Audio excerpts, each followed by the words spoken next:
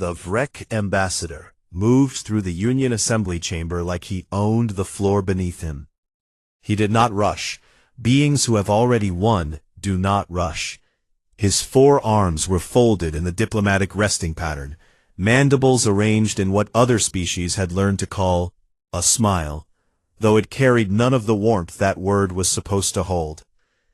He stopped before the human delegation's platform. 3 humans, a small table, a flag they had printed that morning because no one had told them they would need one. Commander Vasek, the ambassador said, and her name sounded like gravel being polished in his mouth. The Vrek Dominion invokes the crucible right of challenge against the Human Confederation regarding exclusive navigation rights through the Celos Expanse. You have 72 standard hours to present a combat representative. The chamber did not react. 12 species sat in their carved stone galleries, and none of them so much as shifted weight. They had known this was coming. Everyone had known. The Celos Corridor was the only trade route connecting humanity's 3 newest colony worlds to the broader galactic economy. Without it, those colonies would wither. With it, humanity had a foothold. The Vrek wanted that foothold crushed while it was still soft. Lena Vasek stood. She was 46 years old, built like someone who had played field hockey in college and never entirely stopped. Her dress uniform was new. The creases were still factory sharp because she hadn't owned it long enough to break them in. "We accept the challenge," she said. This was not bravery. This was mathematics. Declining a crucible challenge meant automatic forfeiture. Accepting meant they had 72 hours to find someone willing to fight a creature that hadn't been touched in 312 professional bouts. The ambassador's mandibles clicked twice. The translation software rendered it as silence, but Lena had done her reading. 2 clicks. Amusement at small, dying things. He left the chamber without another word. Lena's office on the station was a converted storage room that still smelled like packing foam. She sat behind a desk that wobbled if you put your coffee on the wrong side, and stared at her communications officer, a young man named Torres, who looked like he hadn't slept since they'd received the challenge notification 6 hours ago. Every registered combat specialist on Earth's payroll is a minimum of 14 transit days out, Torres said. I've contacted the UEN Marine Corps, the Pacific Rim Combat Academy, and 3 private security firms. Nobody can get here in time. What about the colonies? Celos 3 has a boxing gym. Their best guy is 61 and has a pacemaker. Somewhere in this station, in this sector of space, there had to be a human being capable of standing in a ring with Torek Vaughn and at least making it look like humanity had tried. Torek Vaughn. She pulled up his file for the 4th time that day. The holographic display painted him across her wall in full combat stance. 8 feet of layered chitin plates, each one harder than ceramic armor. 4 arms, each capable of independent targeting. And the thing that made him legend, predictive neural threading. A biological network in his brain that read opponent movements before they fully committed. He didn't dodge attacks. He was already somewhere else before the attack existed. 312 fights, not 312 wins, though it was that too. 312 fights in which no opponent had landed a confirmed strike on his body. The number had stopped being a statistic decades ago. It was scripture. She closed the file. There's no one, Torres said quietly. The door chimed. Lena opened it to find a Damari standing in the corridor, one of the station's logistics clerks.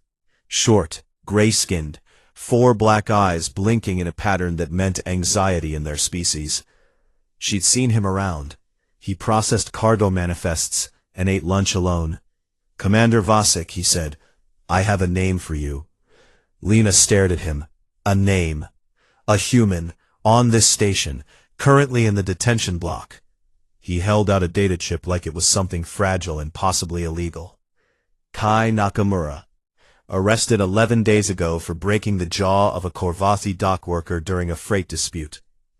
A detainee. He is the only human within transit range who has a documented history of hitting things that are larger than him. The Demari left the way he came, 4 eyes blinking in that nervous cascade, and Lena plugged the chip into her terminal. Kai Nakamura, 34, born Osaka, Japan, Earth, former underground fighting circuit, former UEN Marine, dishonorably discharged for conduct violations the file was vague about. 3 titanium pins in his left hand from a fracture that had healed wrong and been reinforced rather than fixed. Current status, serving 6 months for aggravated assault. She pulled the intake footage. The camera showed a man sitting on a metal bench in the detention processing room. Medium height, medium build.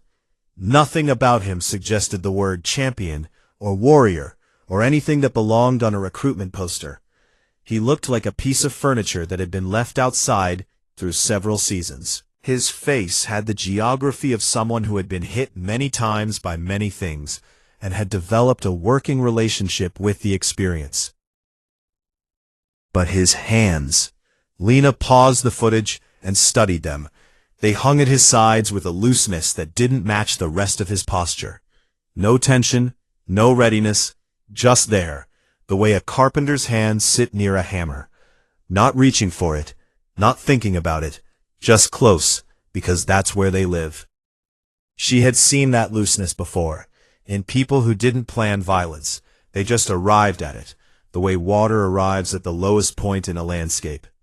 Torres, she said, get me access to the detention block. Commander, he's a prisoner. He's what we've got. She signed the release authorization at 2300 hours. She didn't feel good about it. She felt like someone pushing a coin across a table in a game where the other player owned the table, the coin, and the building the table sat in. But the coin was moving. On the other side of the station, in the diplomatic suite reserved for the VREC delegation, the ambassador reviewed humanity's fighter registration. Species, human. Name, Nakamura, Kai. Combat record, unlisted. Professional ranking, none. He read it twice. Not because it was surprising, because it was so perfectly, completely what he had expected that it barely required reading at all. His mandibles clicked twice. Small, dying things. They gave him a room that was nicer than the cell, but only in the way that a hospital is nicer than a jail. Same emptiness. Better lighting. The bed didn't have restraints, which was an upgrade, and there was a window that looked out onto the docking ring, where cargo ships floated past like fat metal fish. Kai Nakamura sat on the edge of the bed and rolled his wrists. The titanium pins in his left hand clicked softly. 3 tiny sounds. He'd stopped noticing them years ago the way people stop noticing their own heartbeat, but they were always there. Click, click, click. A skeleton's rosary.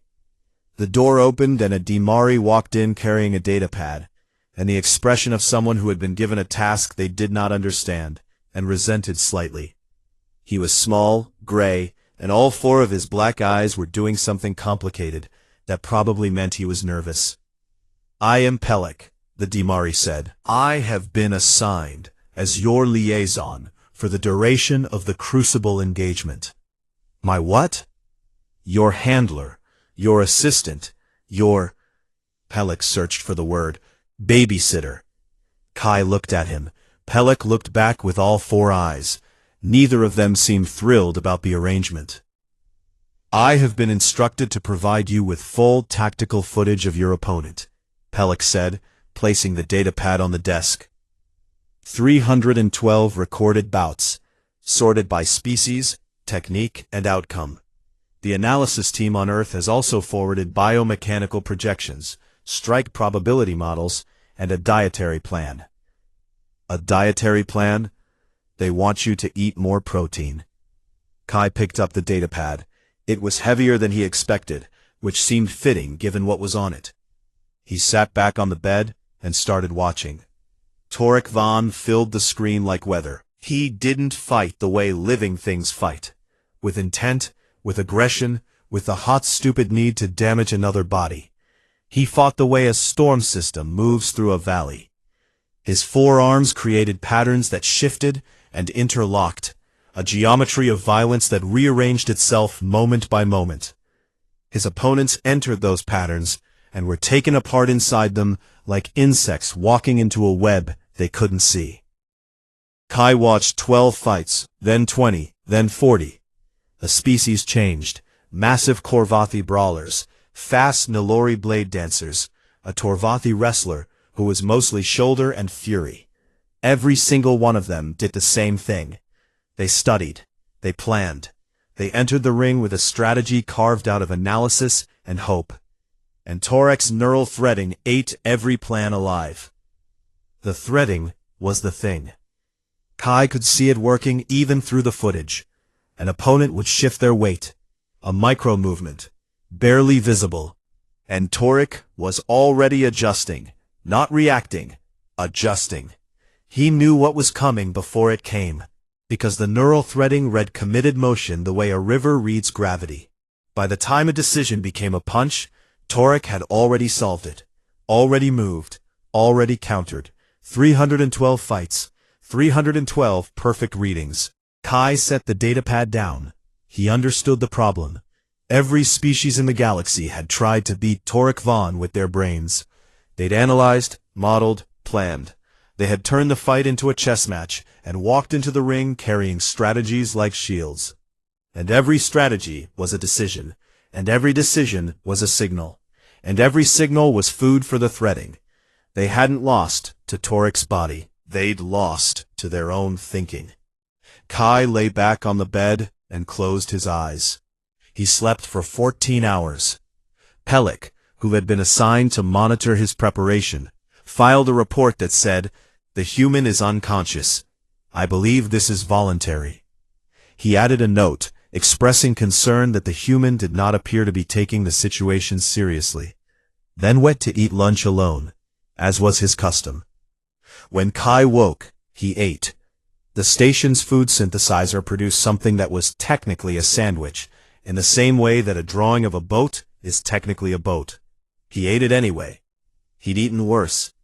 He'd eaten things that were worse than worse. The underground circuit in Osaka didn't have catering. Then he asked Pelek where he could find a wall. "A wall," Pelek repeated. "A wall, hard surface, doesn't move." Pelek led him to a maintenance corridor near the engineering section. The walls were reinforced steel, meant to withstand pressure differentials in case of hull breach. Kai stood in front of one, looked at it for a long moment, and then started hitting it. Bare hands, no wraps, no gloves, no technique that any combat instructor would recognize or approve of. He just hit the wall. Left, right, left, right. The sound was flat and dense, metal absorbing bone, and his knuckles started bleeding after about 4 minutes. Pelek watched with all 4 eyes fully open, which in his species meant something between horror and fascination. "What strategy does this represent?" he asked. Kai hit the wall again. "I'm reminding my hands they're stupid." He did not elaborate. Pelek did not ask again. Across the station, the species delegations that had arrived to watch the Crucible match were making their predictions.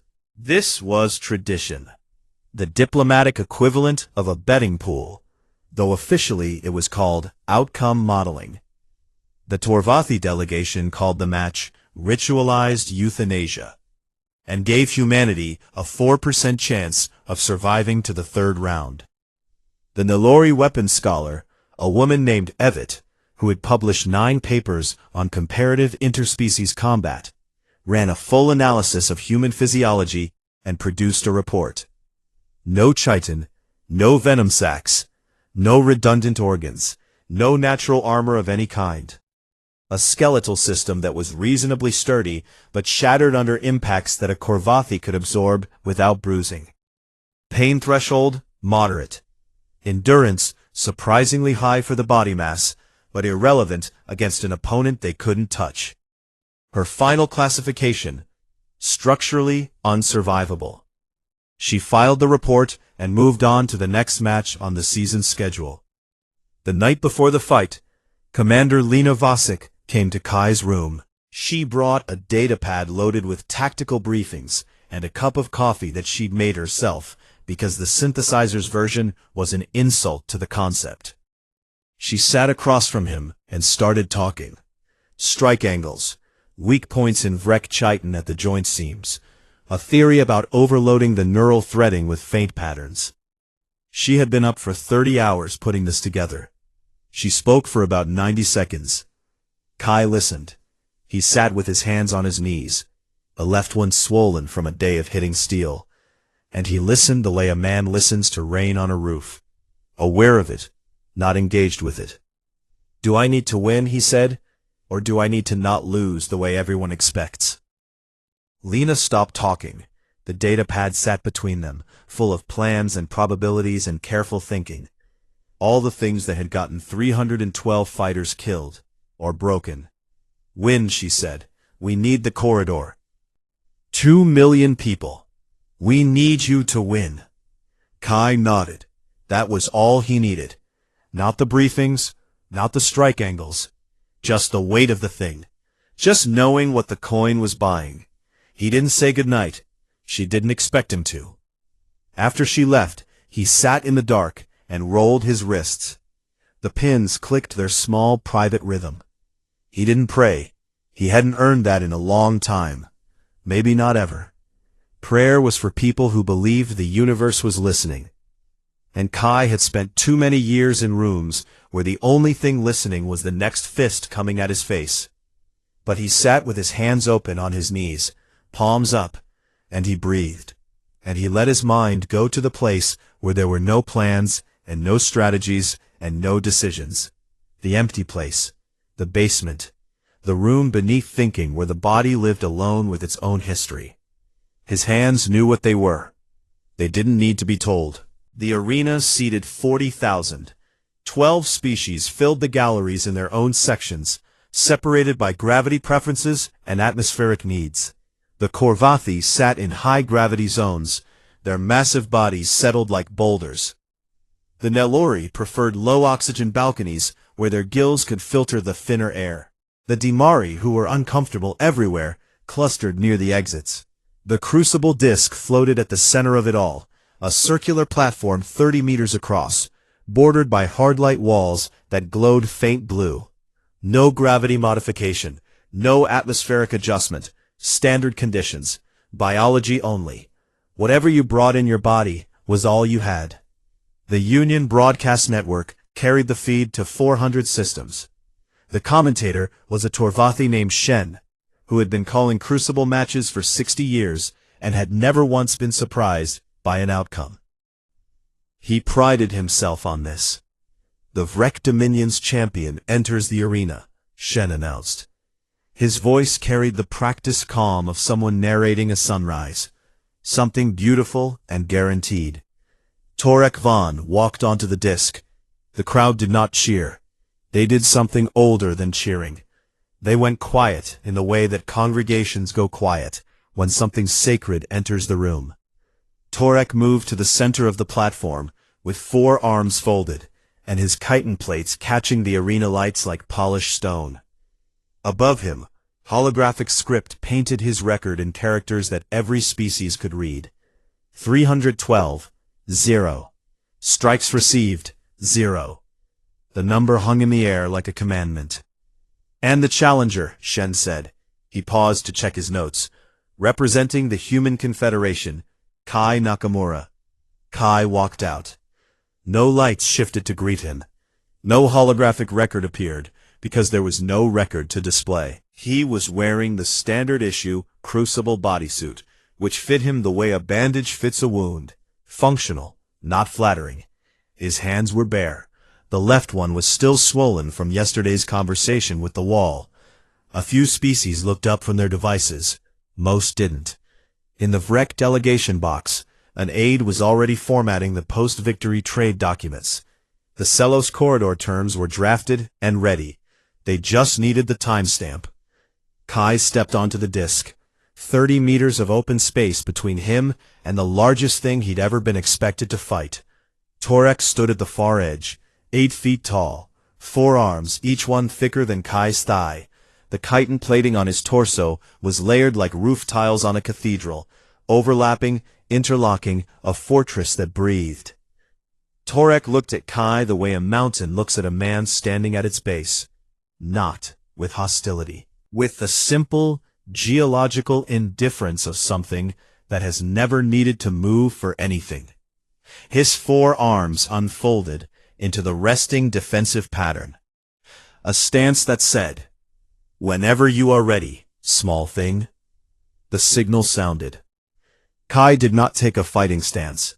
He did not raise his hands. He did not shift his weight to the balls of his feet in the way that every combat instructor from every species teaches their students on the first day. He did not do any of the things that the neural threading was designed to read. He just walked forward. 3 steps. Except they weren't steps. They were controlled falling, each one a tilting of weight that became momentum, that became distance closing faster than it had any right to. Not a charge, not a sprint, something older. The body moving the way bodies moved before brains learned to give them instructions, before strategy, before planning, before decisions. Torik's threading fired. It scanned Kai's approach and searched for the decision tree. The pattern, the commitment. Every fighter for 140 years had entered the threading's range carrying a plan like a lit torch, and the threading had read the light and danced around it. Kai carried no torch. His brain was not driving. It was riding in the back seat with its face against the glass, while his body drove from a place that was older than language, older than thought, built in Osaka basements where the lights buzzed yellow, and the only rule was don't stop moving. The threading found nothing to read.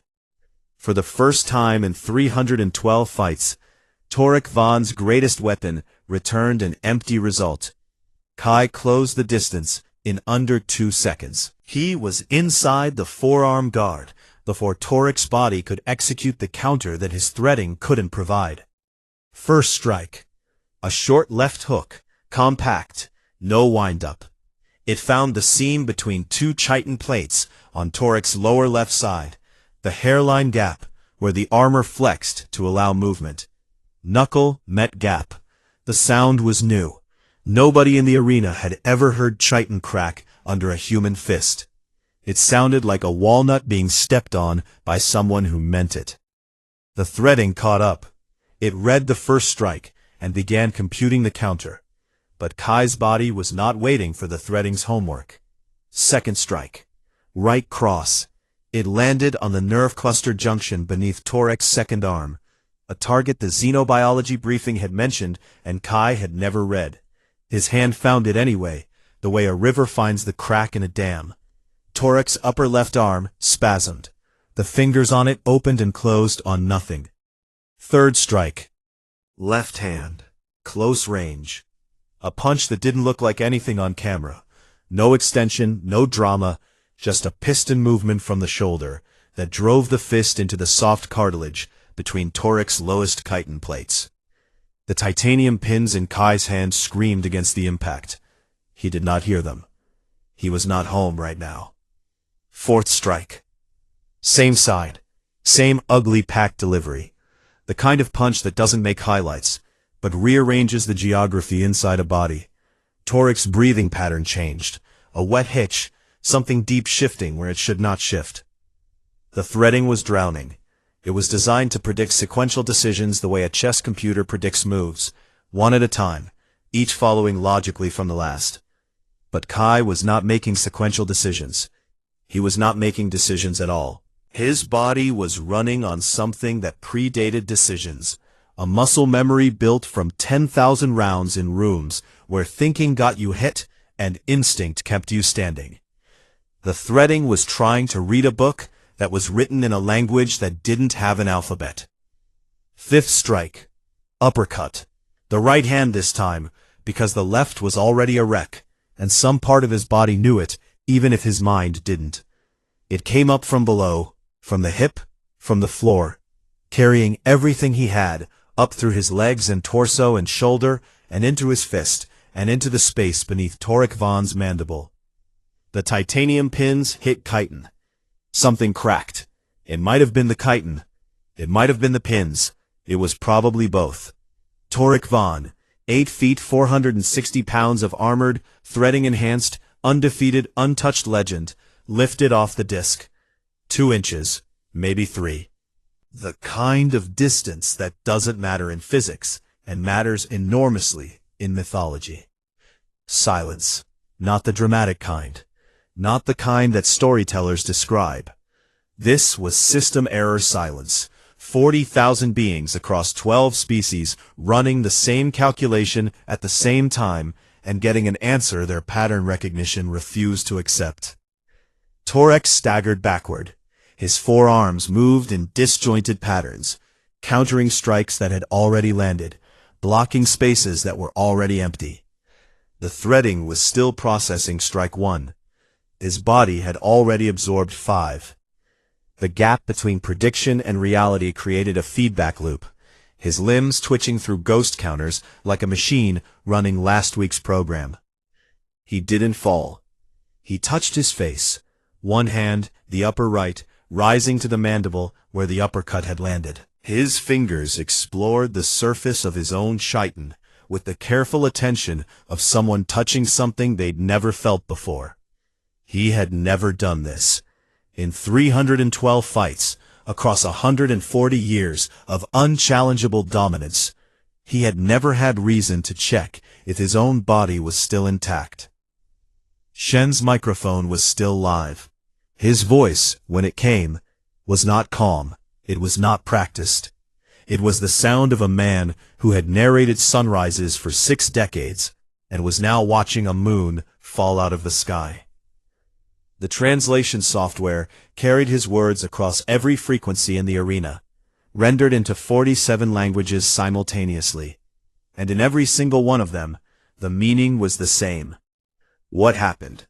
On the disc, Kai stood with his chest heaving and his knuckles split open, and blood running down both hands, his own and something darker that wasn't. His left hand hung at a wrong angle. The titanium pins had shifted. He couldn't feel his ring finger. He didn't care. He wasn't done. Torek Vaughn straightened. His mandibles were cracked. His lower left plate was fractured. And somewhere behind the 4 black eyes, in the deep architecture of his threading, a new classification was being written. Not prey, not opponent. Pain was a language Torek Vaughn had not spoken since childhood. He remembered it the way a scholar remembers a dead dialect. The grammar was familiar, the vocabulary half forgotten. In juvenile sparring, 80 cycles ago, his clutch brothers had landed blows on him before his threading matured. Small hurts, training calibrations. He had filed them away as data and moved on. This was not that. This was a 5-word sentence delivered in a dialect his body had never learned. And every word was a fist, and every fist had landed before his threading had finished translating the first syllable. He stood on the disc, with his upper right hand pressed to his cracked mandible, and he processed. The sensory data arrived out of order. Impact sites reported in reverse. The uppercut registered first because it was the loudest. Then the body shots, then the hook to the seam, then the nerve cluster strike. His threading was still trying to build a sequence from the information, still trying to construct a narrative that made tactical sense, and it could not.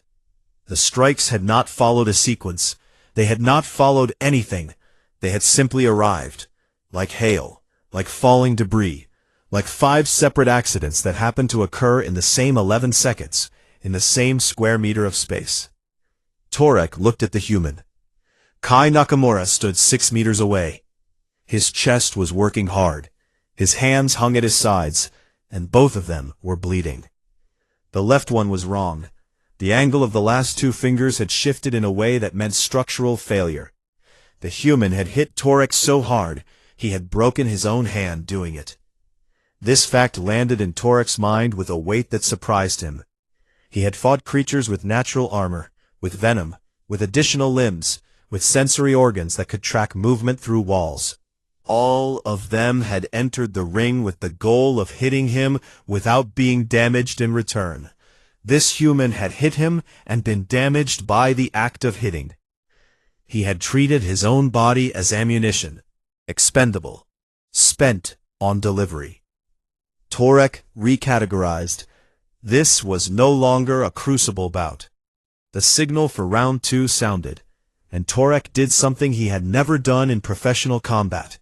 He initiated. For 312 fights, he had stood at the center and waited, letting opponents come to him, letting their decisions feed his threading like fish swimming into a net. He had never needed to go forward. Going forward was for beings who had something to prove. His threading was recalibrating. It had taken the 11 seconds of failure and was building new models, new prediction frameworks. The human's body might run on instinct, but instinct had patterns too, deeper patterns, harder to read but not invisible. The threading would find them. He crossed the distance in 2 strides, forearms unfolded into attack configuration, a pattern called Sevterek in his language, which translated roughly to the closing of all doors. Upper arms struck high and wide, targeting the head and shoulders. Lower arms drove inward, aiming for the torso. The 4 strikes arrived in overlapping arcs that left no angle uncovered, no space to retreat into. Kai took the first hit on his right forearm. The bone held, barely. The second hit caught his shoulder and spun him half around. The third connected with his ribs, and the sound it made was the sound of things inside a body shifting to places they were not designed to occupy. The fourth missed because Kai was already falling, and the fall took him below the arc. Got up. Torek watched him rise. The threading was reading now, finding the micro-patterns in the human's recovery. The way his weight transferred, the way his right hand came up first, because his left was unreliable. Data. Finally, data. Torek could work with data. He pressed the attack, a forearm combination that herded Kai toward the hard light boundary. Each strike was calibrated, measured, the product of a century of refinement. Torek's body was a system. His arms were instruments. Every movement served the geometry of the next. Kai got hit again, a blow to the lower back that should have dropped him. He bent forward, and something that might have been a sound came out of his mouth, but he did not drop. A strike to the side of his head that snapped it sideways. He blinked, shook it off, spat blood that drifted in the low-gravity arena air like a red constellation. Torek hit him with a descending elbow from his upper right arm. The hardest strike he had thrown in 40 years.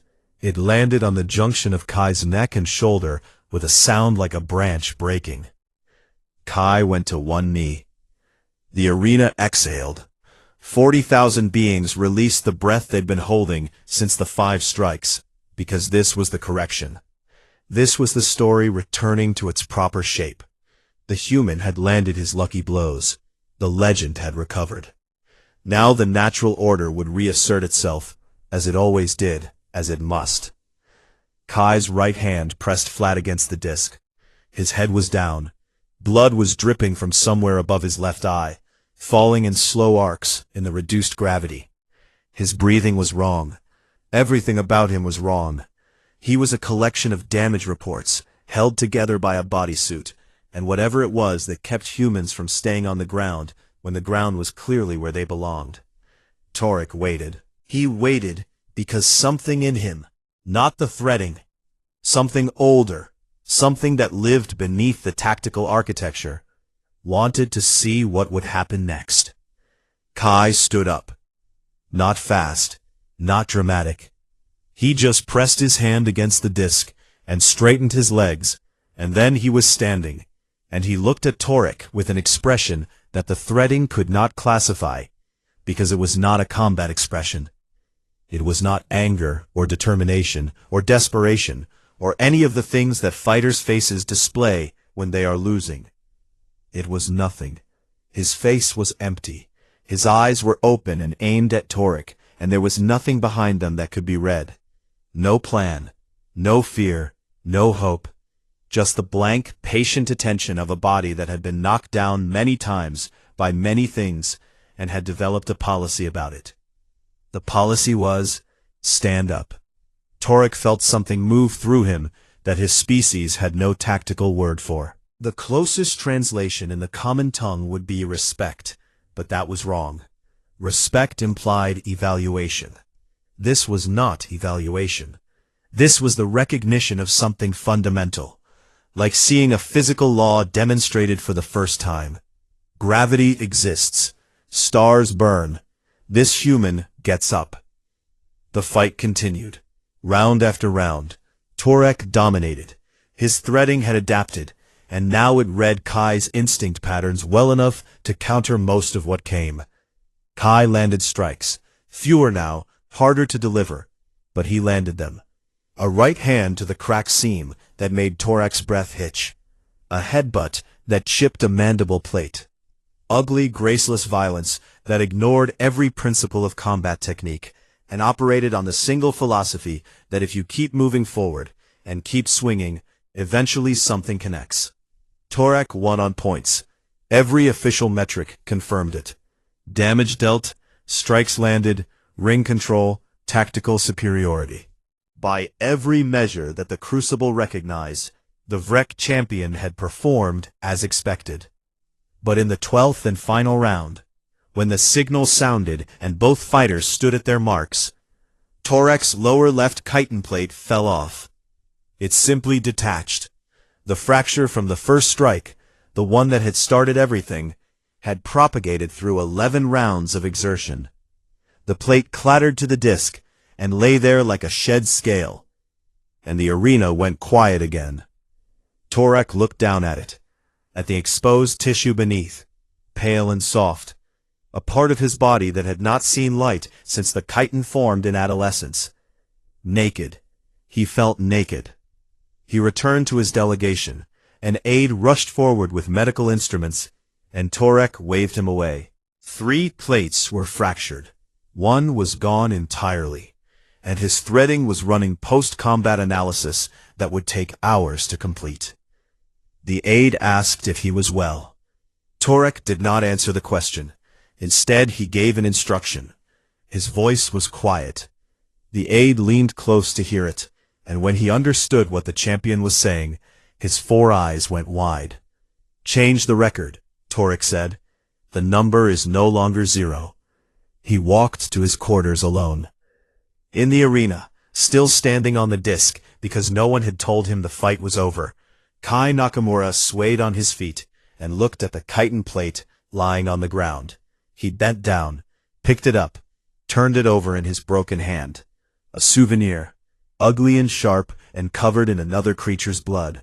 He tucked it inside his bodysuit and walked off the disc. Nobody knew what to say to a man who had just lost a fight and won something that didn't have a name yet. The morning after the fight, Lena Vasic put on her dress uniform for the 2nd time in a week. The creases were softer now. The uniform was learning her body the way uniforms do when you wear them into rooms where things go wrong. She sat at her wobbling desk with 2 cups of coffee, one for drinking, one for holding when her hands needed something to do. And she waited for the Vrek to send their terms. Crucible rules were clear. The loser forfeited the disputed asset. Kai had lost. The Silos corridor belonged to the Vrek, and 3 human colonies were about to learn what economic strangulation tasted like. Lena had drafted the announcement to the colonial governors. She had written it 4 different ways and hated all of them equally. Torres stood by the door, looking like a man attending his own funeral. The terms didn't come. 8 o'clock passed. 9. 10. Torres refreshed the diplomatic channel every 3 minutes, with the quiet desperation of someone checking a medical test result. The channel remained empty. At 11, the Vrek ambassador requested a private meeting. Lena walked to the diplomatic suite. The corridor was long, and her boots made sounds on the metal floor that she was sure she'd remember for the rest of her life. That specific rhythm of walking towards something you don't understand and can't prepare for. The ambassador was standing when she entered, not seated behind his desk in the position of authority. Standing, near the window, looking out at the stars, with two of his forearms folded and the other two hanging loose at his sides. He turned when she came in, and something was different. The performative graciousness was gone. The diplomatic smile that wasn't a smile. The careful posture of a species that had been winning so long they'd forgotten what playing defense felt like. He looked tired. She hadn't known Vrek could look tired. "Commander Vasek," he said, no gravel polish on her name this time, just the word. "The Dominion is prepared to offer shared navigation access to the Selos Expanse. Equal terms, joint usage rights, no forfeiture required." Lena stood very still. "Under Crucible statute," she said carefully, "the victor dictates terms. You won." "We won," the ambassador agreed. He returned his gaze to the window. "Torek Von won. The record reflects this. The Dominion's supremacy in the Crucible is unbroken and will remain so." He paused. But the number changed. He said this the way someone might say the foundation cracked. Not with panic. With the measured concern of an engineer who understood what small fractures meant for large structures. "For 140 cycles," he continued, "the Dominion's position in the Union has rested on a simple truth. Our champion cannot be touched. Every trade negotiation, every territorial claim, every diplomatic exchange has been conducted in the shadow of that truth. Species do not challenge us because the outcome is predetermined. This is not arrogance. It is mathematics." He faced her. "Your fighter changed the mathematics." Lena said nothing. She was afraid that if she spoke, she would break whatever was happening. "The Dominion has analyzed the fight," the ambassador said. "Our strategists have modeled the implications. The conclusion is not that humanity is a military threat. You are not. One fighter with broken hands and no formal training is not a strategic concern." His mandibles moved in a pattern she hadn't seen before. Something between the amusement clicks and something else. Something uncomfortable. The concern is what the fight revealed about your species' behavioral profile. Your representative was outmatched in every measurable category. Mass, armor, speed, tactical processing, combat experience. He was losing from the moment the second round began. Every rational analysis of his situation pointed to a single optimal behavior. Yield. Protect the body. Accept the loss. He stopped. He did not do this. He continued to advance. He continued to attack. After absorbing damage that would have triggered surrender instincts in any other species we have faced, your representative continued to move forward and attempt to inflict harm. Not because he believed he could win. Our analysts are confident he had no such belief. He continued because... The ambassador paused, and for the first time, Lena saw something she would never have expected on a Vrek face. Confusion. "We do not know why he continued," the ambassador said. "Our behavioral models have no framework for it. And that is the problem. Because every diplomatic AI in the Union is currently running the same calculation. And the calculation is this: what does it cost to fight a species that does not stop?" The room was quiet. Outside the window, a cargo ship drifted past, carrying goods along a trade route that had existed for centuries before humanity knew the stars had names. "Shared access," the ambassador repeated. "Equal terms. This is our offer." Lena shook his hand, all four of them, which was the Vrek way of sealing an agreement that mattered. She walked back to her office. Torres was still at his post, still refreshing the channel. He sat down on the floor, which was the only reaction that seemed proportional. Over the next 72 hours, the messages arrived. The Nilori Consortium sent a trade proposal. The Torvathi Confederacy opened a diplomatic channel that had been closed since humanity's Union admission. A mining collective from the outer systems offered resource-sharing terms that were aggressive in their generosity.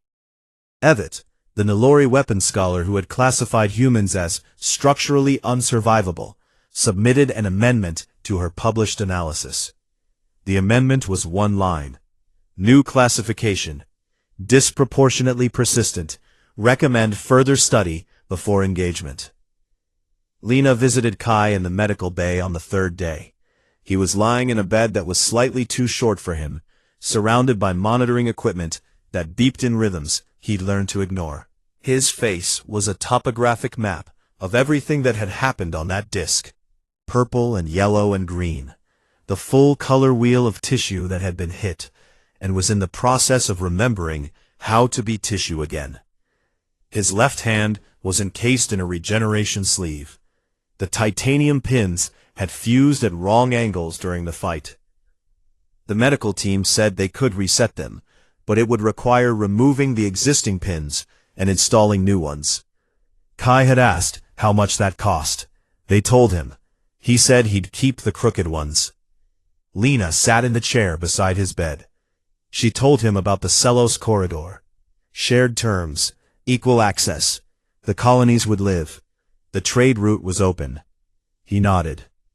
She told him about the other delegations reaching out. The shifted calculations. He nodded again. She sat there for a while, and the monitoring equipment beeped, and neither of them filled the silence with anything it didn't need. "What were you thinking?" she asked, in those first 11 seconds, before he recovered. Kai was looking at the ceiling. His right hand was resting on his stomach, and his left was sealed in the sleeve.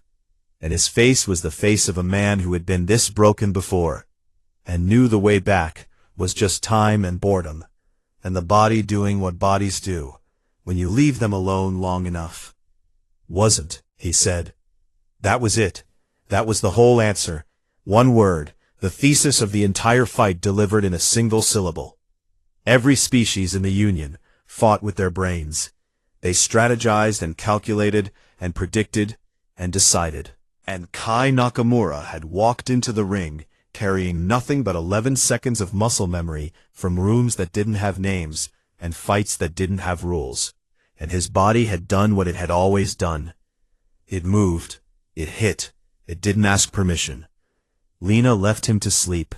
She walked back through the station corridors, and the sound of her boots was different now. Same metal, same rhythm, but the person inside the boots had changed, and the station around her had changed, and somewhere in the vast network of galactic politics, the word human was being spoken in rooms where it had never been spoken before. Not with fear, not with respect exactly, with caution. 3 months later, a request arrived through back channels. A minor species called the Dravani, small, quiet, politically invisible. They had been exploited by the Torvathi Confederacy for decades, forced into trade agreements that stripped their homeworld of resources. They had no combat tradition. They had no way to challenge the Torvathi in the crucible. They asked, very politely, if humanity might be willing to provide a representative. Lena read the request at her desk, which still wobbled. She pulled up Kai's file. Next to it, she opened 7 new files that had arrived since the fight. Volunteers. 2 active-duty Marines. A retired MMA fighter from Sao Paulo. A demolition specialist from Johannesburg who had listed punching things under the hobbies section of her application. A combat medic from Seoul, whose letter of interest was 3 sentences long and ended with, "I saw the fight. When do I start?" And 1 retired school teacher from Manitoba, 63 years old, who had included a police report from 2089 documenting an incident in which she had put a grizzly bear in a headlock during a camping trip. Under combat qualifications, she had written, "I don't quit." She looked at the Dravani request. She looked at the star chart on her wall, where the Celos corridor was now marked in the blue of shared access, instead of the red of contested space. She started making calls. Outside her window, the cargo ships drifted through the corridor that a man with broken hands had bought for his species. Not with a victory, with something the galaxy was still trying to name. The ships moved through the dark. They carried food and fuel and medicine to colonies that would live another year. And somewhere in the hold of one of them, packed in a crate of personal effects being shipped back to Earth, a single piece of cracked chitin plate sat wrapped in a detention block undershirt.